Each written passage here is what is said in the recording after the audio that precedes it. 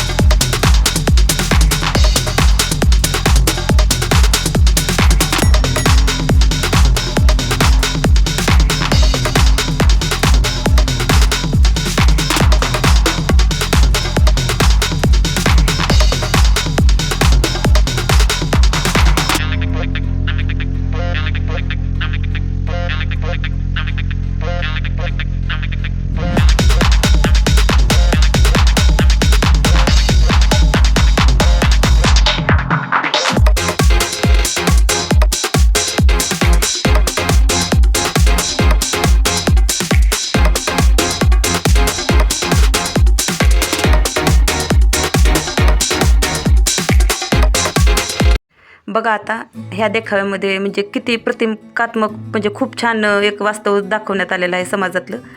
आज ही स्त्रीला म्हणजे आपल्या इकडे शिकलेले असतील एखाद्या वेळेस किंवा ज्यांच्यापर्यंत माझा व्हिडिओ जायला आहे ते म्हणत असतील की आपण तर शिकलेलो आहोत, आपण घरच्या स्त्रीला शिक्षण देतो. पण समाजात असा काही भाग आहे जो की आत्ताही स्त्रीला शिक्षण देण्यास मान्य करीत नाही किंवा स्त्री जर शिकली तर चूल आणि मूल या बंधनातून बाहेर येऊ शकेल. आणि पुरुषप्रधान जी संस्कृती सध्या चालू आहे त्याचं रूपांतर मातृसत्ताक या पद्धतीत होईल म्हणून समाजातले जे काही जात धर्म किंवा लिंगभेद मानणारी माणसं आहेत ती स्त्री शिक्षणाला जाचक आहेत. त्यामुळे ही इतका प्रतिकात्मक स्वरूपाचा देखावा करण्यात आलेला आहे की मुलगी शिक्षणामध्ये जखडलेली आहे. आणि त्यासोबतच डॉक्टर बाबासाहेब आंबेडकरांनी जे लिखाण केलेलं आहे, त्यांचे जे लिखित पुस्तक आहेत त्याचं प्रतिकात्मक रूप म्हणून त्यांचे कव्हर्स दाखवण्यात आलेले आहेत. हा पण देखावा खरंच अर्थपूर्ण आणि रेखीव होता. आता थोडं थोडं मावळायला सुरुवात झाली होती आणि जयंतीमधली गर्दीसुद्धा वाढायला सुरुवात झाली होती. इतकी गर्दी झाली होती पुन्हा पुन्हा तर जसा अंधार होईल तसं की पायसुद्धा ठेवायला जागा नव्हती अक्षरशः.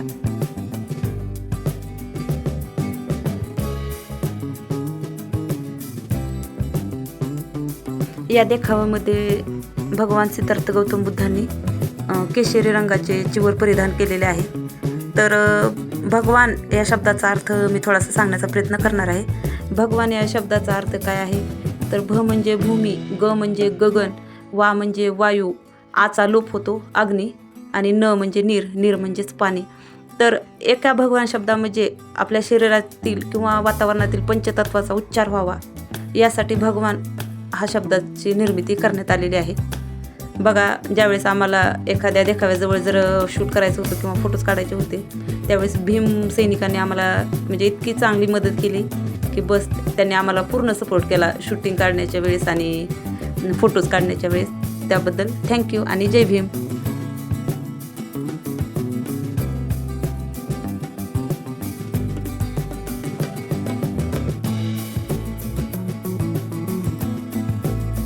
इथं डॉक्टर बाबासाहेब आंबेडकरांच्या प्रतिमेसमोर प्रतिष्ठाचे पप्पा आणि प्रतिष्ठा उभारलेले आहेत. त्यावेळेस मी त्यांना शूट करत आहे.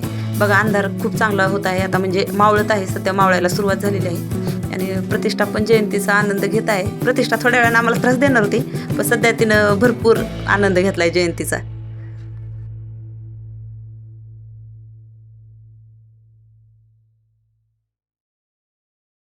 आता आम्ही चाललो आहेत डॉक्टर बाबासाहेब आंबेडकर चौकामध्ये, कारण तिथं सगळ्या जयंती एकवटल्या जाणार आहेत असं ह्यांनी मला सांगितलं होतं. मग आता सगळ्या जयंती आणि सगळे देखावे जर पाहायचे असतील तर आम्हाला तिथं जावं लागणार आहे. आता दिवे लागण्याची वेळ झाली होती आणि जयंतीची गर्दी थोडी वाढत होती. थोड्याच वेळानं आम्ही परत आला त्यावेळेस इथं आम्हाला पाय ठेवायला सुद्धा जागा नव्हती. जर एखादं आपल्या ग्रुपमधलं जर हरवलं असतं तर आपल्याला सापडलं सुद्धा नसतं. आणि सापडलं असतं तर जयंती पूर्ण झाल्यानंतर इतकी गर्दी होती. बघा, प्रतिष्ठा इकडं तिकडं बघत आहे. तिनं पण पहिल्यांदाच गर्दी अशी बघितलेली आहे, कारण गर्दीच्या ठिकाणी आम्ही तिला नेत नाही सहसा. पण डॉक्टर बाबासाहेब आंबेडकरांची जयंती असल्यानं आम्ही तिला इतक्या गर्दीमध्ये सुद्धा नेलेलं आहे. कारण आम्हाला माहिती आहे की या जयंतीमध्ये कुणालाच काहीच होत नाही. किती मोठे जल्लोष वगैरे होतात त्यावेळेस पूर्णतः स्पष्ट पाटी लिहिलेली असते की महिलांसाठी इकडची रांग किंवा पुरुषासाठी इकडची रांग म्हणून. पण काहीतरी अनुचित प्रकार घडतात, आपल्या ऐकण्यात येतात, वर्तमानपत्रात पण येतात. पण डॉक्टर बाबासाहेब आंबेडकरांच्या कोणताही कार्यक्रम असो, आपलं 14 ऑक्टोबर असो किंवा 6 डिसेंबर असो किंवा जयंती असो, कुठंच पाटी लावलेली नसते की महिलांसाठी इकडं भाग आहे, पुरुषांसाठी इकडं भाग आहे, जयंतीमध्ये इकडं पुरुषांनी जायचं इकडं महिलांनी जायचं. तरीसुद्धा तिथं काहीच अनुचित प्रकार घडलेला मी तर आजपर्यंत ऐकलेला नाही. बघा, गर्दी किती होत आहे. लक्षावधी तरी गर्दी असणारच आहे. इतकी गर्दी की आम्ही त्या गेटमध्ये पण जाऊ शकलो नाही आणि प्रतिष्ठाला इतक्या गर्दीमध्ये नेण्याची माझी पण इच्छा झाली नाही, कारण देखावे आणि बाबासाहेब आंबेडकरांचा पुतळा बाहेर देखाव्याच्या स्वरूपात आपल्याला बघण्यात येणार होता आणि दर्शन पण होणार होतं. बघा, हा आणखी एक देखावा आहे. या देखाव्यामध्ये डॉक्टर बाबासाहेब आंबेडकर खुर्चीवर बसलेले आहेत. ती खुर्ची आणि टेबल आहे तो एकदम जुन्या काळातला आणि लाकडी घेतलेला आहे. म्हणजे जसं बाबासाहेबांनी वस्तू वापरल्यात त्याच वस्तू नाहीच, म्हणजे त्या प्रकारच्या वस्तू दाखवण्याचा प्रयत्न केलेला आहे. आणि एक कुटुंब आलेलं आहे वाटतं एखादी समस्या घेऊन. तरी पण डॉक्टर बाबासाहेब आंबेडकर इतर दुसरं काही करताना दिसले नाहीत, तर त्यांनी अभ्यासच करताना दिसलेले आहेत. फक्त अभ्यास आणि अभ्यास. डॉक्टर बाबासाहेब आंबेडकर म्हणजे अभ्यास आणि अभ्यास म्हणजेच डॉक्टर बाबासाहेब आंबेडकर.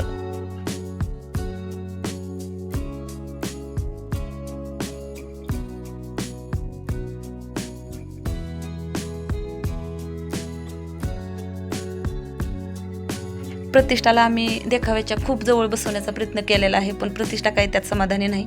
तिला त्या टेबल जवळ जाऊन फोटो काढायचा होता. आता तिला इतकं काय महत्त्व नाही या जयंतीचं, पण सांगण्याचा प्रयत्न करत आहोत आम्ही. आताच सांगितलं तर कुठंतरी तिला मोठ्यापणी कळणार आहे की डॉक्टर बाबासाहेब आपल्यासाठी कोण होते. त्यामुळं प्रतिष्ठाला तिकडं वर जाऊन फोटो काढायचा होता, पण काय ते शक्य झालं नाही. डॉक्टर बाबासाहेब आंबेडकरांविषयी बोलण्यासाठी आपल्याकडे शब्द कमी पडतात, पण डॉक्टर बाबासाहेब आंबेडकरांच्या जीवनातील एक प्रसंग सांगते जो की मी पुस्तकामध्ये वाचला होता. आणि माझ्यापेक्षा जे जाणकार आहे त्यांना जर या प्रसंगाविषयी माझ्यापेक्षा सखोल माहिती असेल तर आणि माझ्याकडून जर काही चुकले ह्या कथा सांगण्याच्या बाबतीत तर मला माफ करावं. डॉक्टर बाबासाहेब आंबेडकर एका दिवशी पुस्तक वाचत बसलेले असतात आणि ते नानकचंद रत्तू जे बाबासाहेबाचे सगळे कामं पाहायचे ते रात्रीचे 10 वाजल्यानंतर बाबासाहेबांना म्हणतात की बाबासाहेब मी आता घरी जाऊन येतो. मग बाबासाहेब वर पण बघत नाहीत आणि पुस्तकात वाचतच फक्त हो म्हणतात. मग बाबासाहेब वाचण्यात गर्क होतात. मग दुसऱ्या दिवशी नानकचंद रत्तू घरी जातात, झोपून किंवा सकाळचे त्यांचे सगळे कामं करून परत येतात तर बाबासाहेब त्या स्थितीत बसलेले, पुस्तक बदललं असलं एखाद्या वेळेस पण त्या स्थितीत बसलेले असतात. मग ते नानकचंद रत्तू म्हणतात बाबासाहेब एवढंच म्हणतात. मग बाबासाहेब त्यावेळी मात्र वर बघतात आणि नानकचंद रत्तूंना म्हणतात की अरे तू आणखी का गेला नाहीस, मला तू आत्ताच तर विचारलं होतं की तुला घरी जायचं आहे म्हणून. नानकचंद रत्तू इतक्या आश्चर्याने बघतात बाबासाहेबाकडे आणि म्हणतात की बाबासाहेब रात्र उलटून गेलेली आहे, मी रात्री घरी जाऊन सकाळचे सगळे माझे दैनंदिन कामं करून जेवण करून आलेलो आहे, तुम्ही आणखी तुमच्या खुर्चीवरचं उठलेलंच नाहीत किंवा हल्लेलंच नाही, तुम्हाला माहिती नाही की रात्र उलटून गेलेले आहे, पुस्तक ठेवा आता. धन्य ते बाबासाहेब आणि धन्य त्यांची करणी म्हणजेच भारताचं संविधान.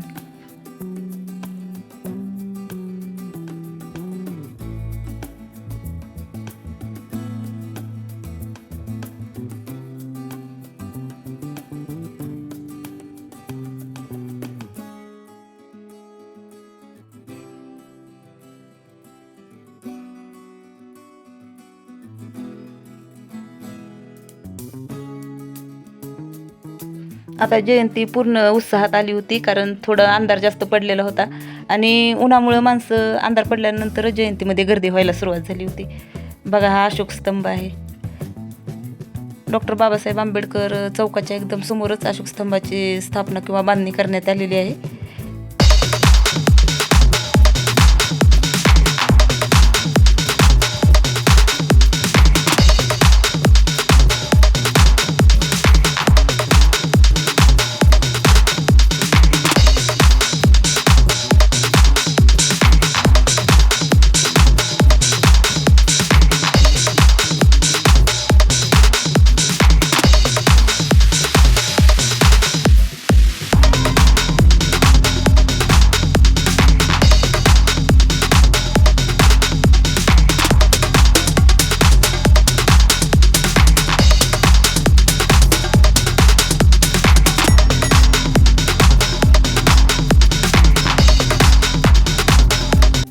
आता प्रतिष्ठाचा आणि प्रतिष्ठाच्या पप्पाचाही उत्साह एकदम शिगेला पोचला होता. प्रतिष्ठा म्हणली पप्पा मला खांद्यावर जयंती बघायची बसून, कारण तिला खालून काहीच दिसत नव्हतं तिच्या उंचीमुळं.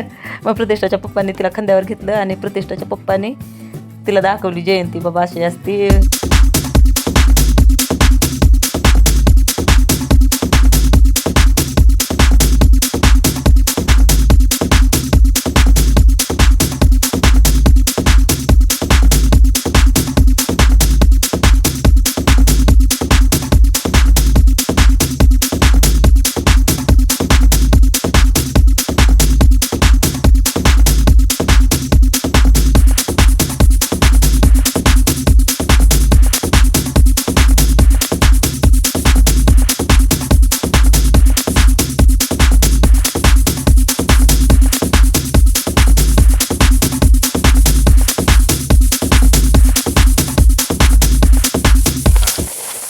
चौदार तळ्याचा सत्याग्रह करताना डॉक्टर बाबासाहेब आंबेडकरांनी म्हटलं होतं की चौदार तळ्याचं पाणी सवर्णांनी पिलं म्हणून ते काही अमर झाले नाहीत, किंवा जे चौदार तळ्याचं पाणी आपण पिलो नाहीत म्हणून मेलो नाहीत, पण हा सत्याग्रह यासाठी की आपण ही माणूसच आहोत आणि आपल्याला ही समान वागणूक देण्यासाठीचा जो सत्याग्रह आहे तो मी करत आहे. 14 एप्रिल 2026 पासून अमेरिकेनं असं ठरवलेलं आहे की जागतिक स्तरावरचा सगळ्यात मोठा तत्त्वज्ञान क्षेत्रातील पुरस्कार डॉक्टर बाबासाहेब आंबेडकरांच्या नावाने देण्यात येईल असं जाहीर करण्यात आलेलं आहे. डॉक्टर बाबासाहेब आंबेडकर नसते तर जे काही माझं थोडं छोटंसं लिखाण आहे किंवा लेखणी आहे दृष्टी थोडीच मला आली असती. त्यामुळं धन्य ते डॉक्टर बाबासाहेब आंबेडकर, धन्य त्यांची करणे, धन्य त्यांचं संविधान, धन्य त्यांचं आरक्षण. सगळंच आमचं जीवनच धन्य झालं डॉक्टर बाबासाहेब आंबेडकरांमुळे. डॉक्टर बाबासाहेब आंबेडकरांचा विजय असो.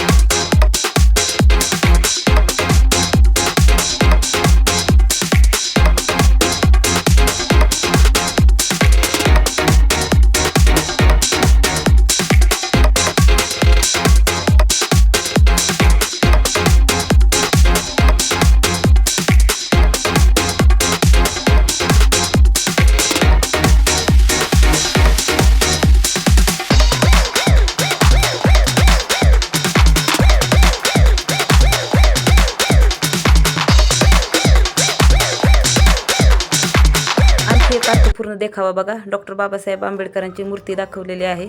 परदेशी पोशाखामध्ये आहेत डॉक्टर बाबासाहेब आंबेडकर आणि त्यांच्यावरती प्रतिकात्मक रूपामध्ये मेंदू दाखवलेला आहे आणि तो मेंदू फक्त आणि फक्त डॉक्टर बाबासाहेब आंबेडकरांचा आहे असं दाखवण्यात आलेलं आहे.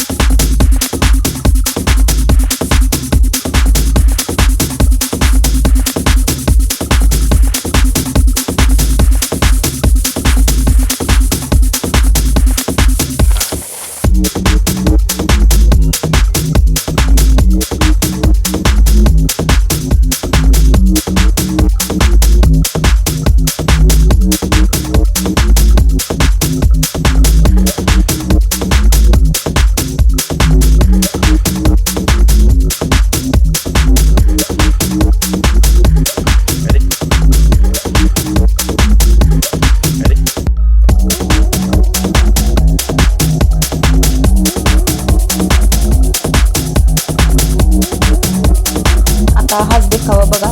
डॉक्टर बाबासाहेब आंबेडकर चौकाच्या मधोमध निळ्या झेंड्याचा स्तंभ रोवण्यात आलेला आहे. निळा झेंडा फडकवण्यात आलेला आहे. मी कसलीही एडिटिंग किंवा स्लो मोशन टाकलेलं नाही, पण झेंडाच बघा किती छान पद्धतीनं स्लो मोशनमध्ये हलत आहे. त्यालासुद्धा माहिती आहे की डॉक्टर बाबासाहेब आंबेडकरांची आज जयंती आहे आणि तो झेंडा देखील वंदन करत आहे. डॉक्टर बाबासाहेब आंबेडकरांचं तत्त्व जर मानायचं असेल तर ते म्हणजे शिक्षणाचे महत्त्व हे तत्त्व मानायला पाहिजे. Education is as important as oxygen हे जे बाबासाहेबाचं तत्त्व आहे ते खरंच आपण सगळ्यांनीच मानायला पाहिजे आणि शिक्षणाचा प्रचार व प्रसार आपापल्या परीनं करायला पाहिजे. आणखी एक नवीन फॅड आले की डॉक्टर बाबासाहेब आंबेडकरांची जयंती नाचून काय करता वाचून करा. पण डॉक्टर बाबासाहेब आंबेडकरांचे विचार वाचायला 364 दिवस आहेतच की. 365व्या दिवशीच म्हणजेच डॉक्टर बाबासाहेब आंबेडकरांच्या जन्मदिवसा किंवा जयंती दिवशी ते मात्र नाचूनच साजरी करायला पाहिजे, हे आम्ही मताचे आहे. मार्केटमध्ये किंवा बाजारात गेल्यानंतर आपल्याला निळ्या रंगाला थोडी इग्नोरन्स केल्यासारखं जाणवतं, थोडा टाळला जातो तो कलर. पण आता माझं म्हणणंच एक आहे की पाण्याचा नैसर्गिकदृष्ट्या रंग निळा मानला जातो आणि आकाशाचा रंग तर निळाच आहे. मग आता पाणी प्यायचं सोडून देता येईल का, किंवा आकाशाखाली राहणं सोडून देता येईल का? पृथ्वीवर जर राहायचं असेल तर निळ्या आकाशाखालीच राहावं लागणार आहे. त्यामुळं निळा कलर इतका सर्वव्यापी आहे की निळा कलर हा स्वीकारावाच लागेल, इच्छा असो किंवा नसो. जय भीम.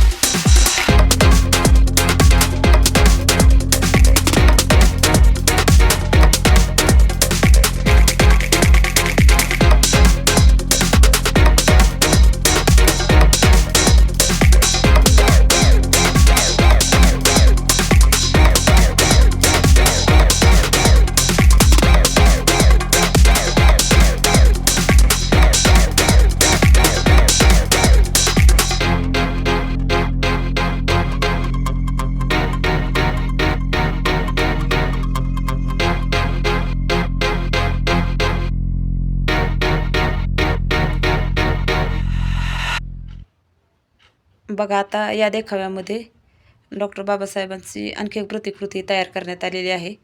भगवान बुद्ध सगळ्यात समोर दाखवलेले आहेत आणि त्यांच्या मागं सावित्रीबाई फुले आणि ज्योतिबा फुले यांचे प्रतिकात्मक फोटोज किंवा प्रतिमा दाखवलेल्या आहेत. डॉक्टर बाबासाहेब हे ज्योतिराव फुले यांना गुरु मानत होते आणि ते गुरु मानतात म्हणून आपणही त्यांना आपले गुरु मानायचं.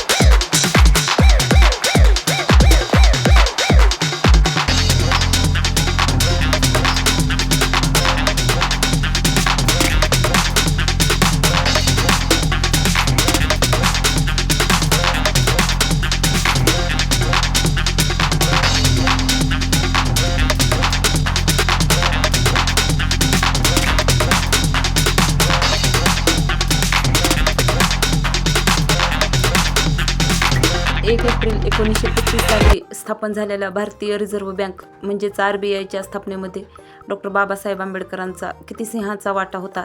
त्यांच्याच विचारांनी प्रेरित होऊन कशी राष्ट्रीय बँकेची रिझर्व्ह बँकेची निर्मिती केलेली आहे हा सांगणारा हा देखावा होता.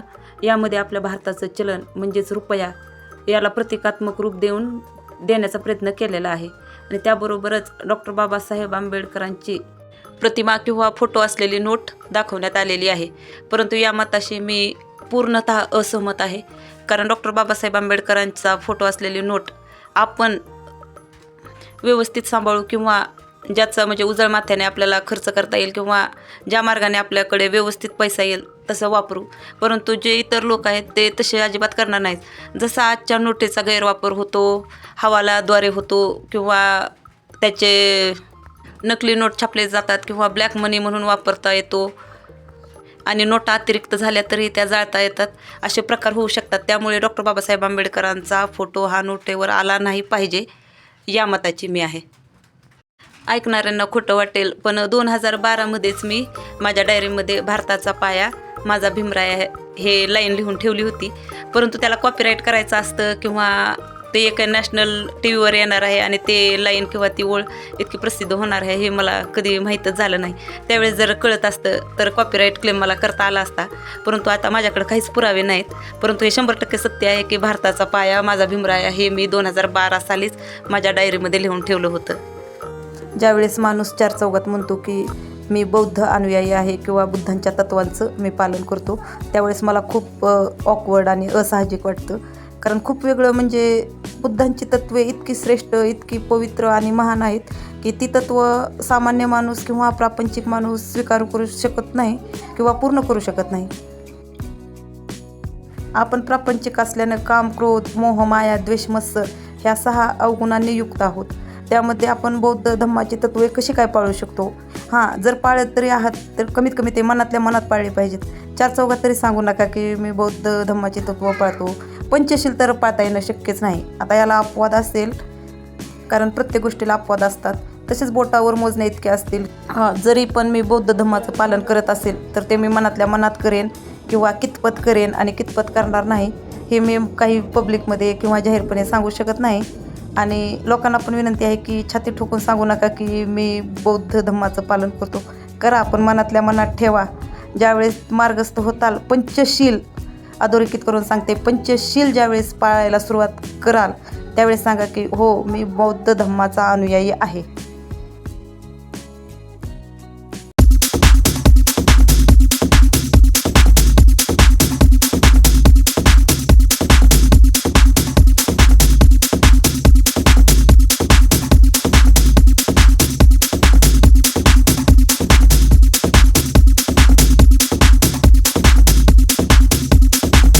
आपण आणखी एका देखाव्याकडे वळूया. या देखाव्यामध्ये मौर्यकालीन भारत आणि भारताच्या सीमा दाखवण्यात आलेल्या आहेत.